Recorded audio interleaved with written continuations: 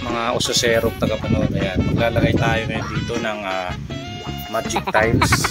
Tawag ko dito magic tiles kasi ang ganda eh. Yan, so ito halos surely ka magpipintura, tapos ganyan na mangyayari dahil sa gawa ng mga bata. So lalagyan natin siya nito, ayan. Update namin kayo mamaya kung ano ang nagiging kinalabasan nito. Marami nang gumagamit ito. Ano siya, maganda kasi makapal. Ayan o, para na rin siyang foam.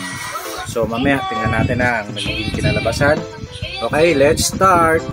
Na nga mga usoserong kapanood, ito na ang result ng mini cosmetics natin kanina. Ayan na, so finished product. Oh, diba ang ganda?